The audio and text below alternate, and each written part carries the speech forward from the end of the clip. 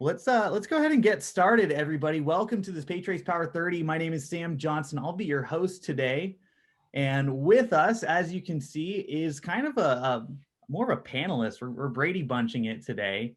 We've got Eric Jenks, Marcy Taylor, Randy Streleski, Michael Cannon, and Vince Peterson. Everybody cued their waves perfect. Vince throwing up the peace sign. Very millennial of you, Vince.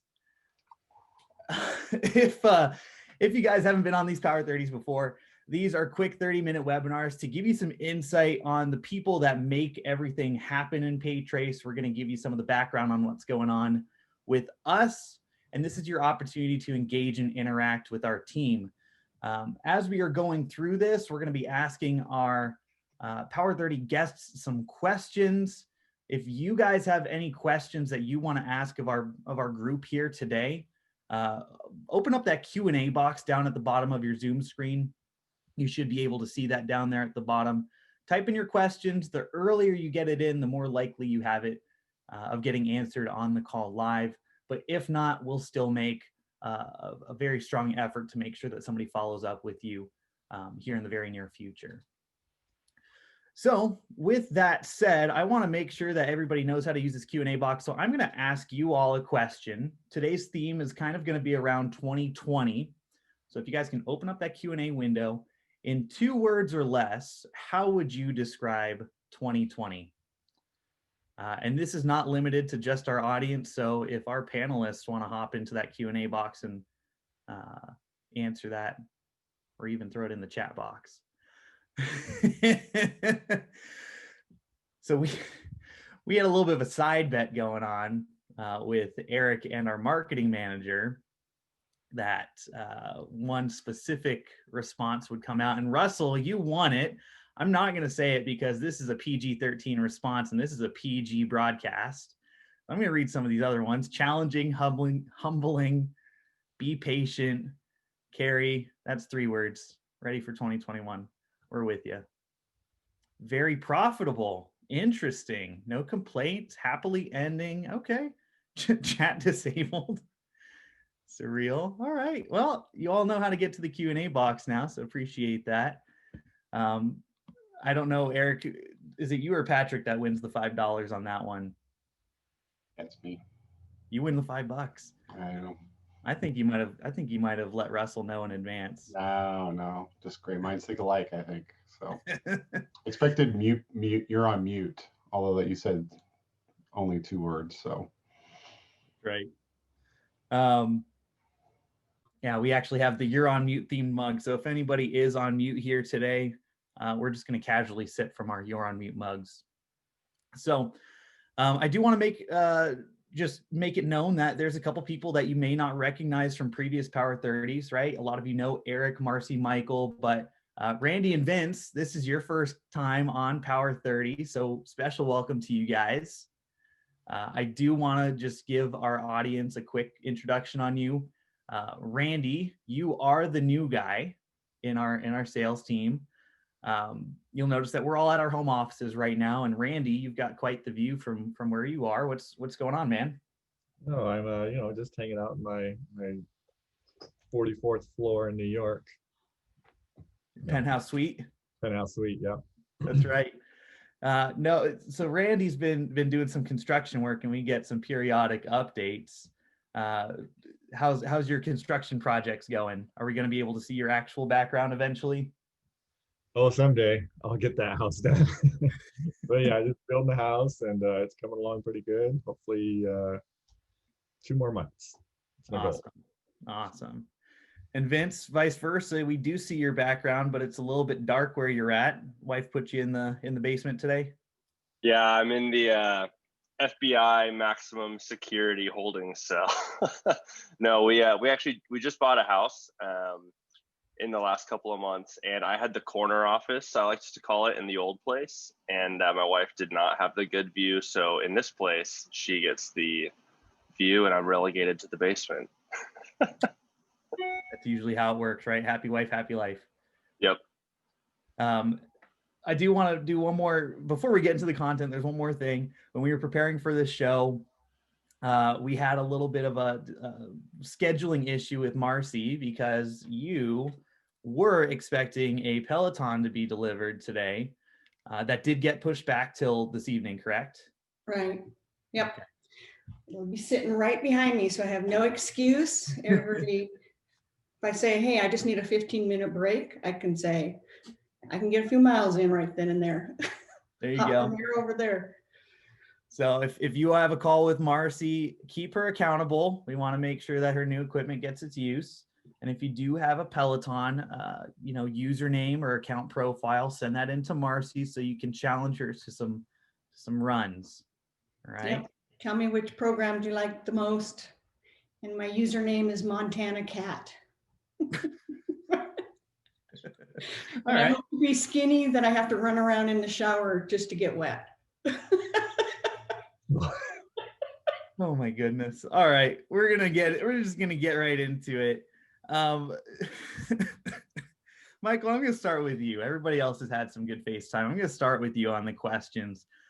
Just overall broad 2020, right? What are, within your accounts, you manage a lot of large accounts. What are some of the things that you've seen throughout this year that have been impactful on PayTrace or on really the payments industry? Sorry for the siren in the background, by the way, a second ago. So some things that I've seen and that we've seen, I mean, this has been a pretty impactful year. I think we can all agree it's been uncomfortable and challenging. And by the answers in the Q&A, I think we can all agree that it just sucks in many ways. It's been a hard business year. Within that context, we've seen in our industry, some players have done slightly better than others. And I think the thing that's made the difference is diversification, I would say, in the portfolio. So ISOs and processors who are focused on restaurant, retail, kind of those face-to-face transaction type businesses have had a more difficult time as people obviously aren't out in person doing transactions. That impacts them. On the other hand,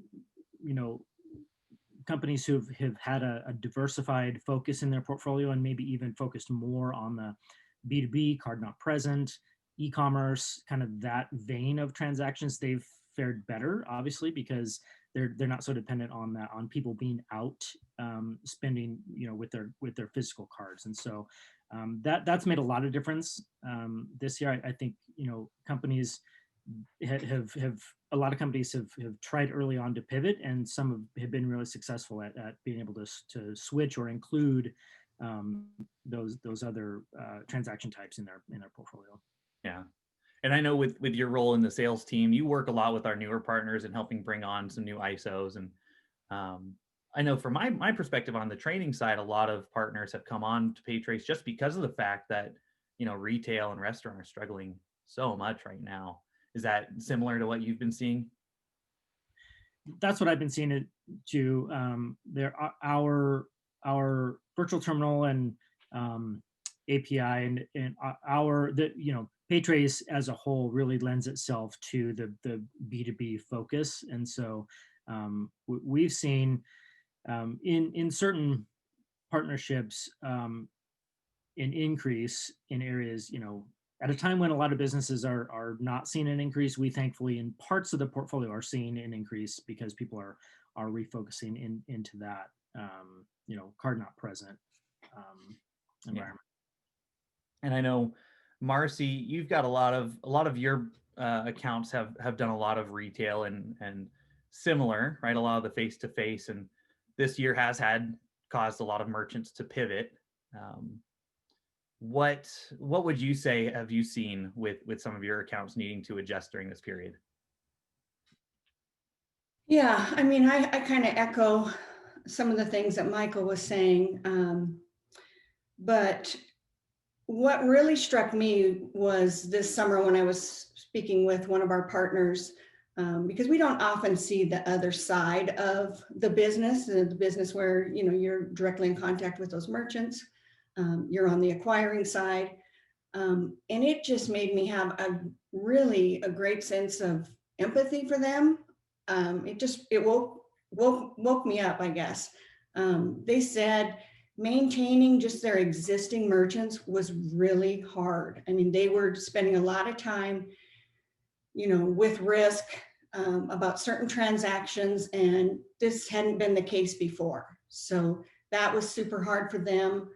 The businesses, especially restaurants, retail, they were busy, trying to meet the CDC guidelines, trying to figure out how am I going to do curbside pickup? How am I going to, accept payment at the curb? How do I use these new QR codes to make menus? And they were picking up PPE, wear, and actually Vince and I both handed out PPE this summer with our Greater Spokane office here. And then some of them, of course, were doing loans, applying for loans. And our bank partners who are also some of our resellers, I've heard stories where they sent their whole merchant department to the loan departments to help process loans. I mean, so you think about that. And then just the hard reality of hearing the stories of these people that they know. They're shutting down businesses that have been in their families for many generations. They're sending people home. They know how that affects those families. Our boss, Scott, is the same way. If he had to let one of us go, it wouldn't be just letting one of us go. He'd know how that affects families. So that part was just to hear those hard stories all the time would have just broke my heart.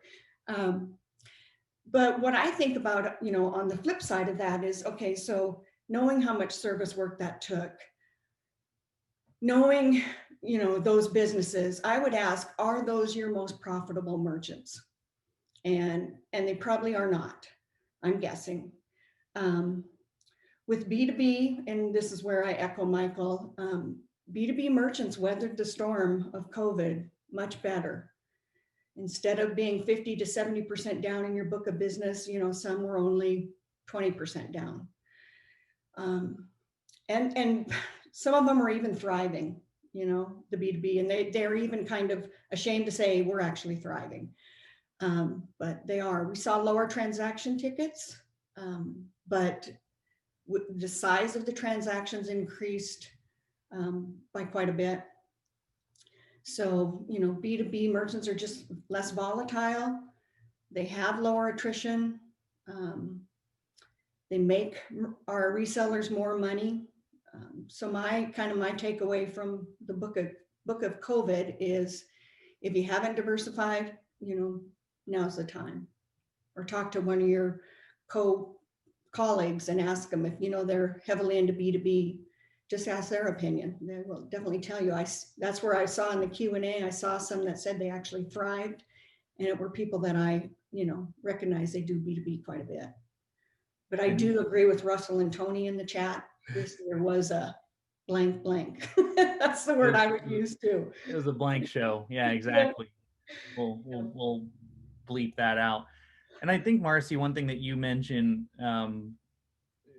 and I want to put some focus on this, is the service aspect of what we've had to, what everybody's had to deal with this year, right? With our merchants struggling, right? It's our roles as payment professionals to make sure that we are consulting them with best practices, right? And although with B2B, right, it seems like merchants were a little bit more insulated and needed less of that hand holding, that guidance. But I know one thing that we've seen very prevalent, at least in the PayTrace space, is increase towards more of an e-commerce focus, things like our payment link product. And Vince, I know you specifically, I'm going to pick on you because I know that you've had some merchants that you've worked with and some partners that have really started adopting this payment link. Can you speak to that and maybe a little bit of why that's been happening? Yeah, absolutely. Before that, Marcy, I appreciate you handing out the PPE. Honestly, I don't know about you guys, but that was like one of the few times I've been able to see a teammate in person over the last 9-10 months now. We're getting close to, and it makes you, I don't know, this year I'm realizing how much I value the people I've got in my life. So I know it looks a little bit different, but yeah, Marcy, it was good hanging out with you that day. Yeah, as far as payment link goes, it's honestly, it was weirdly the perfect storm for us. And I hate to kind of make it sound opportunistic like that, but we started developing payment link and realizing we needed to update our shopping cart long before COVID hit. And so right as COVID's, we're kind of hitting the thick of it in March, April, and we're rocking and rolling with payment link. And for those of you who have seen it, you probably know it looks a lot better and functions a lot better than our old shopping cart. But essentially, it's just a super streamlined, easy way to start accepting payments, requiring like as little amount of coding or development work as possible. So really quick and easy, find a way to get paid on your website, or to be able to email it out to your clients. And a specific example that came to mind when thinking about it was I was working with one of our sales partners on I think it was like 17 or 18 like mid chain of like nursing homes, like assisted graduated living homes. And they needed to figure something out really, really quick. And a lot of you guys know, but that's an industry that was just completely rattled by COVID and needing to be extra precautious, like take every caution necessary to make sure that, nothing tragic happens. And I think from the time we began the conversation, they had, I think 17 or 18 individual payment links loaded for each of their locations, all on their website, like within a week. And really that's kind of the goal of payment link, is just incredibly fast credit card acceptance that's easy, it's elegant, and doesn't take a whole lot of work to get up and running.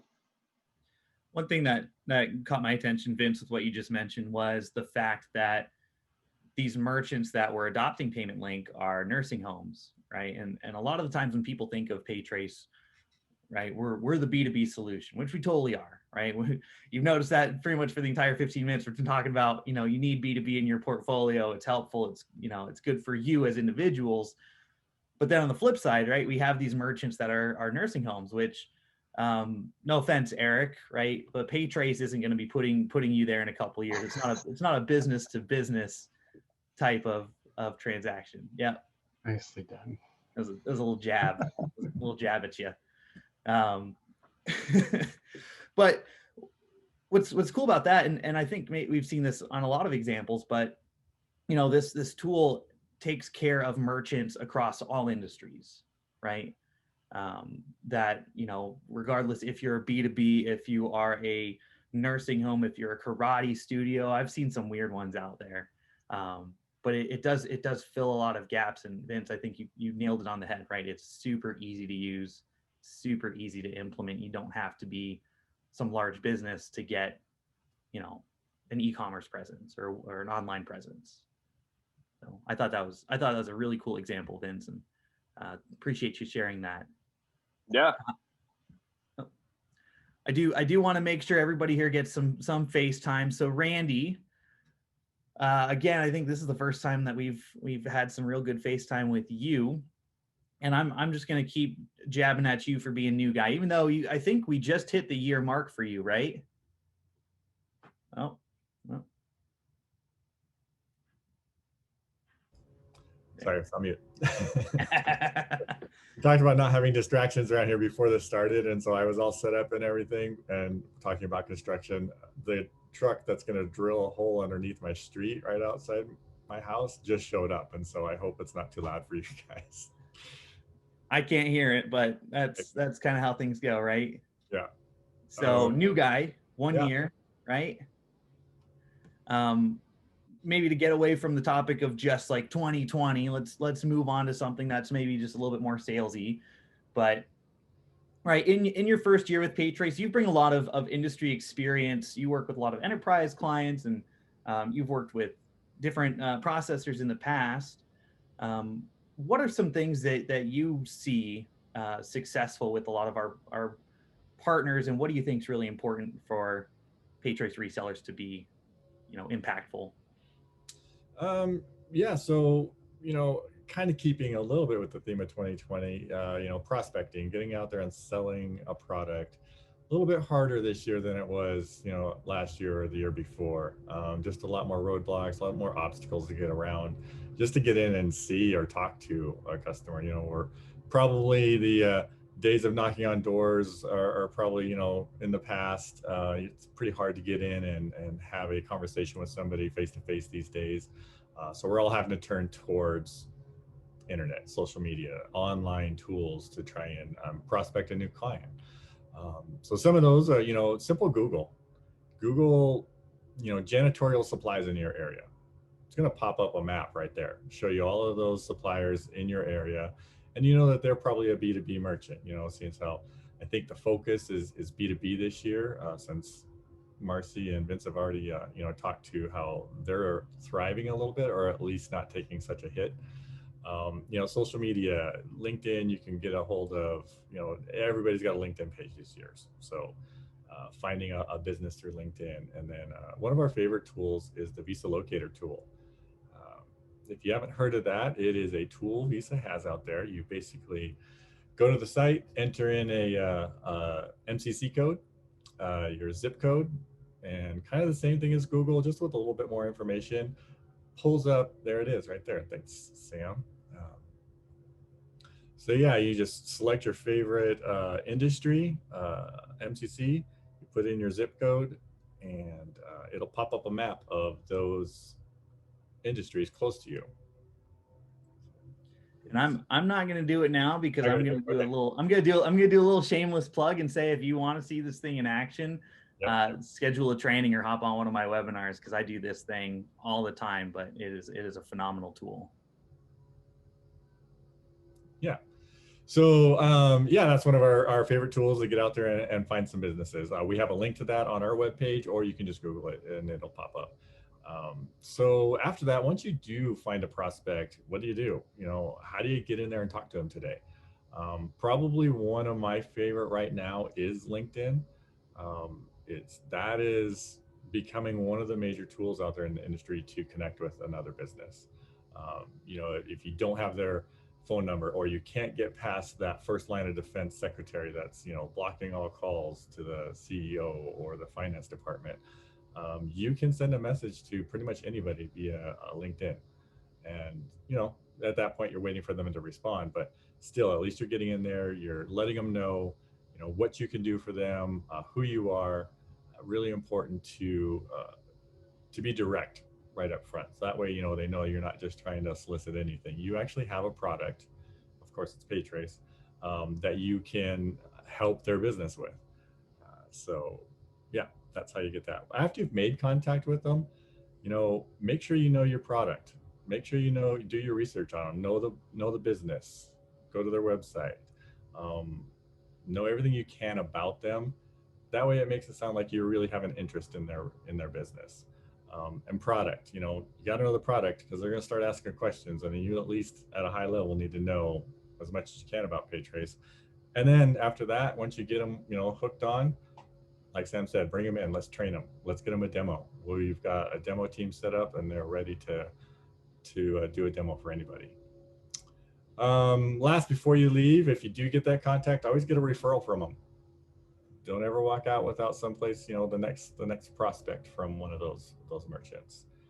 And then, keep follow up. Always follow up. Make sure that your proposal is top of mind, and send them some cookies. Cookies are the path to becoming a merchant service providers. That's how you get in right there. That's the big one right there. Some cookies in there, and I've heard most of those other ones, but I think the cookies, that's where you can really separate yourself. Right. Feed people. The way to their business is through their stomachs. That's right. So I hear a call to action there for Randy is pull up your LinkedIn window right now, log into your LinkedIn profile, look up Randy Sterleski. If you can spell his last name, it's a little tricky. Took me about a year to figure it out. And send him your elevator pitch. Send him your introduction, and he will grade you 1 to 10 on that. Do it. That was not planned at all, but we're gonna do it. Sorry, Randy. But I welcome it. Bring it on. All right. We got a few minutes left, so I think we'll give Eric a little bit of face time, and Danger, danger, danger. It is danger. We were going into this, and Eric was going to start doing some quotes from Christmas Vacation and Christmas Story. We didn't want to do that. We didn't want to. No, but we do want to ask you, because you do have a pretty important role within the organization. You know, what do you think has been most impactful over the last year for us and for everybody? Yeah, lots of things come to mind. So maybe just to highlight on a couple things that I heard. The payment link discussion that Vince was talking about, and the fact that we're seeing merchants that are adopting that really maybe not have been B2B focused before, really speaks to me to the fact that quality data, like we call it interchange optimization, and I think we quickly jump to level 2 and level 3, but merchants can't afford downgrades right now, right? And so, I mean, you really have kind of a path. Maybe you can go after a surcharging cash discount model, or you can go after interchange optimization. A lot of merchants right now are saying, hey, interchange optimization is just an easy lift. Let's get rid of those downgrades. And if I can get interchange optimization on a invoicing, email and invoice product like Payment Link, if I can get that on a mobile app like Go, I'm tired of downgrades on that stuff.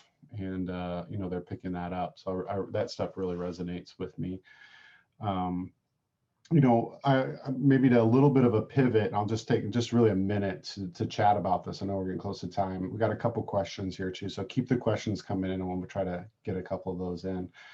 But maybe less from a tactical level and a more strategic level, especially over the last couple of weeks. There's been a couple of things that our CEO Scott Judkins says regularly that have really resonated with me. And one of them is the strategy. Strategy is the art of, shoot, now I'm drawing a blank. I want to say the art of saying no, but it's exclusion. It's the art of exclusion. And super important, especially if you're in a hyper competitive industry like we are, and you're interested in excellence. You got to learn to say no to some things. There's a lot of things that are good, but if you want to be great, you're going to have to say no to a couple things. So you're going to have to exclude some stuff, right? And you're going to have to be focused on things. And that's really kind of the second point, was that, you know, you become what you focus on. And, you know, for us, for PayTrace, we've been hyper focused this year on becoming the processor of choice for quality data, right? That's uber important for level 2 and level 3, but we want to be the quality data shop, right? We want to be the fact that when you run a transaction through, you don't have downgrades, and we're reinventing and upgrading infrastructure so that, you know, it's you know, Six Sigma like qualities, 999, no downgrades, right? And so we're super focused on that. And that means we've had to say no to a couple things that are in the industry. Quite frankly, I've been like, oh, that'd be cool if we had that. But you know, we've been focused on, you know, being the best B2B gateway that for your partners, the folks that are interested in that. I'm going to pivot. I'll just say a couple things. And one of the questions I saw from John coming in, a couple things really close on that as we've been working on this, is that, you know, we've got that Bluetooth device. And I mean, there's Bluetooth devices aplenty in the marketplace, but this is a automatic interchange optimization level 3 mobile Bluetooth device, right? Slide your chip card through the Bluetooth device and get level 3, right? And so, you know, for those merchants that, you know, they just need to simplify their life, and they don't know if it's a consumer card or a, you know, a level 2 card. Well, it doesn't matter. We can automate that, and that's literally days away. I'm shipping a couple of them out right now. So if you're interested in being a beta, you can certainly talk to anyone on this team, and they can get you information on the beta. But it's really days and weeks away on the mobile side. First Data recertification, you know, we've been a partner with First Data for a very long time, but been on North and moving to their Rapid Connect, and that's days and weeks away. For those of you that have been First Data shop, that's going to give you some more options on the front end. But just our commitment really to quality data, you know, making sure that merchants aren't getting unnecessary chargebacks because they don't have the right card on file indicator on a transaction, right? And the plethora of details that are just, you know, mind-boggling for us in the industry, but it's just too complex for merchants, and we're simplifying that. And we've seen some of that in 2020. We'll see more of it. Last thing I just want to say, just kind of I see, you know, saw this in the comments, and I thought it was a great way. Beginning of the year, I mean, I bought the T-shirt that said, you know, 2020 1 star, would not recommend, right? And that was my focus. And man, I was the meme master for like finding all the ways. Didn't matter if it was COVID or the election, of finding out like how 2020 was just like the worst year that we've ever had. But, you know, come fall, man, my mental health was not doing well with that focus. And to go back to what our CEO, you know, you become what you focus on. I had to pivot, and I had to work with my team to say, look, let's find the things where we want to go. Right? We need to find the lemonade and the lemon, right? We need to find the silver lining in this, and we need to shine the way. You know, this time of year, I'm like, we got to be the ones that spread Christmas cheer, right? And so, you know, Marcy set out a cool booth for the folks delivering her packages so that they could have some Christmas cheer as they dropped off the box. And I encourage people to pay it forward and buy the coffee for the guy who's behind you in line. And, you know, do a little difference. Instead of cursing the darkness, light a candle. And I'll just tell you, in the couple months and couple weeks that we've been focused on that, life is, you know, it's taken a turn. So I would just encourage you, you know, there's a ton of tactical stuff that will continue, and this industry will always be changing. And you know, there's also some strategic focus, and I really appreciate people on this call. We've learned a lot from you guys. Sam. Take it away. Hard stop. Yeah, it was. Sorry. Sam. I like I saw the time and realized I'd wandered. I apologize. Yeah, you were chatty there for a minute. So I want to rewind it about 2 minutes and focus on a couple things, because doing a kind of a little retrospective on 2020, right? We've talked a lot about some of the tactical things that we've done and, you know, some of our focus, but more foresight into next year. Yeah. You did mention a couple things, and I want to make sure that we same again. We want to deliver that again, because there's pretty exciting. Tell me, Sam, what you're excited about. One I heard was first data recertification. It's like right here. We're talking with them, like, how do we make that happen? So something like 5 more items that we need to go ahead and check off our little checklist before that's ready. Right. We're going as fast as first data can let us go. And they're moving along. I'm not complaining. It's a complicated process. Getting there. So that's exciting. And 2, you started throwing out stuff on Bluetooth and mobile, and I want to package that. So what is this thing that we're expecting with Bluetooth and mobile in the very near future? I suspect that somebody on this call might actually have what we're talking about. This cool little device from ID Tech. Sam, do you have one of those? Yeah, I do. That's good. I don't even think the sales team has really seen this yet either, but we're going to launch a mobile Bluetooth device, right? So for those of you that want mobile Bluetooth on PayTrace Go, our mobile app, right? You've been asking for it forever. It's pretty much ready. It's coming into beta testing. It works on my phone. It's this cool little device, right? And you can just insert that chip and it works, and it's phenomenal. So like Eric said, we've got beta testing started. So if you are interested, let us know. I think John was chomping at the bit there in the questions earlier. So we want to get some people up on that. So some really, really cool stuff coming in the near future. Guys, I know that we're a few minutes over time. We're salespeople. We like to talk. So I do want to allocate a few minutes extra. If you do need to jump off, that's fine. We are recording this, so we'll have this available. But I do want to tackle a few comments and questions that have been coming in. Marcy, I'm going to pick on you first because you already typed this in. But when Randy was talking about prospecting, the question from James came up about an elevator pitch. And you typed out a really nice response to him. And I just wanted to give you the opportunity to more or less vocalize, like, you know, when it comes to talking about PayTrace, what do you think is some of the best strategies of getting a merchant's attention? I think you just have to find out what they know about it. Ask them, you know, do you know what level 2 and level 3 processing is? And you can say to them, well, not every solution does level 2 or level 3 processing, but it is when someone pays you with a credit card, a business card, corporate credit card, purchasing card, you actually can save money on that transaction by providing extra information back to Visa and MasterCard. And this solution is what does that for you. And you're just, I think drawing in, educating them and letting them know it's savings for them should get their attention. And there's not anything special that they need to do other than picking a solution that specializes in that. I think that's great. And Marcy, while we're on you, I do want to call out, I don't know if you saw this in the Q&A, but Todd's here today. We love Todd. And Todd just says, one thing that, there's a lot of gateways out there, but none of them have Marcy, which I think is a pretty dang good compliment. And then he follows up and says, I love you too, Sam. So appreciate it, Todd. Nothing for Eric though. Sorry, Eric. Dude, Michael likes my microphone. So that's right. Michael likes your microphone. He thinks it's good for podcasting. So Todd, I really appreciate that. That means a lot to me, and I'm sure it means a lot to Marcy as well. That's huge. Randy, I'll pick on you. Michael hopped in while you were talking as well, right? Randy, you hit a lot of great top points. Kudos to you.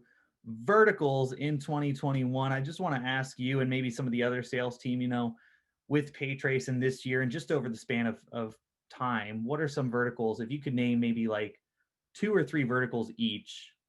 And I'll start with you, Randy, on maybe some places that folks don't know about. Put you on the spot. Nope. We seem to do well in the dental industry. We have a lot of prospects that come up in that line of work. Recently, just been talking to some types of businesses that are out, selling a product out of their trucks. So mobile services, with the new EMV mobile service come, those are going to be some key companies to go out and prospect there, letting them know, hey, you sell a large ticket item out of your truck. We've got a product that mobily is going to save you money by the cards you accept. Love that. That's forward thinking. Michael, I'm going to pick on you. It's been a while since we've heard from you. What are maybe one industry that you would recommend? Let's say manufacturers, distributors. Those industries tend to be high dollar volume, high average ticket. They're B2B transactions. So yeah, I mean, there are a lot of others, but I think that one in particular, manufacturing and distributing, is a great industry. Love it. Vince.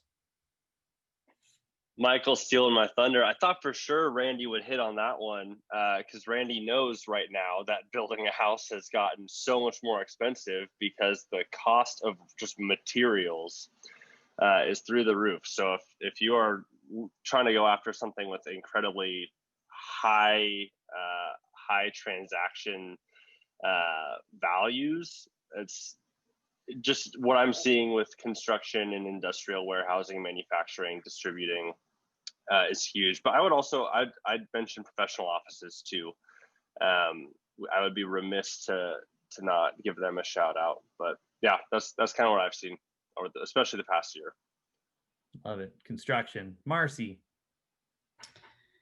Yeah, who's ever making plexiglass and cardboard boxes, non-durable goods or whatever. Anybody in the 5,000 SIC codes is our top, but I also would think about anything that's essential, because that definitely those people are still running business. And then of course, lastly, as we all know, even things that might not be B2B, they could be though. All of us that were trying to buy, I wasn't trying to buy a hot tub or a pool, but physical fitness equipment, all of that stuff, you just can't get your hands on it now. So those businesses are doing really good. Sam, I'll just, oh. No, you're done, Mike. Yeah, what's up? Some that are, we're seeing a lot more of it just in the, not so much the B2B, but in the card not present space is automotive, automotive parts, distributing, even service, automotive sales, heavy machinery, rentals. So that there's, I mean, there's a few industries that we've named here, but think of like a tree, all of the branches that branch off of these main kind of trunks of industries. There's wholesaling and rentals and, but yeah, we've seen, interestingly in the last, I don't know, a little bit of time, the automotive industry and heavy equipment industry is a great one. Maybe Sam, just to throw it out there too, for those of you that stayed on, if you are interested in this data as far as like how the top SIC codes, we say SIC, but really MCC codes for 2020, all the guys that are on this call have that data both for PayTrace and for your portfolio level. This time of year, a lot of for the operations team, they'll be looking to do kind of a more specific recap with your organization. And so I'd reach out to your account executive and see if you can get that on the calendar, because you can look at this data and others, like how transaction counts and settlement volume, level 2, level 3 volume changed, and contrast to the industry and contrast to PayTrace as a whole. And if you're just a sales rep and just interested, I know they'd love to chat with you. Or especially interested, I'll just tell you, we're going to ask you like, hey, what's your plan for 2021? And take a few minutes. So. Oh, and let's not forget pharmaceutical companies. Go land that Pfizer or Moderna account. That or just the liquor shop. Man, those guys They are thriving, is what one partner told me. Well, I did launch a poll here to the audience that's still hanging in there. Eric just called out something that's pretty important, right? As we're preparing for 2021, we're doing some strategy internally, but we also want to learn your guys' strategies, right? What is your focus going to be for 2021? How are you pivoting? How are you going to find success, and where can PayTrace make an impact in that? So what's unique about our team is that we don't sell merchant services ourselves, right? We're not selling to the merchants. We're successful through our sales partners. So it's really important for us to be aligned with you on that. And we want to assist you, right? It's in our best interest to make you more successful. So if you are interested in having a kind of a strategic conversation with any of these guys here today, right? Pick your favorite.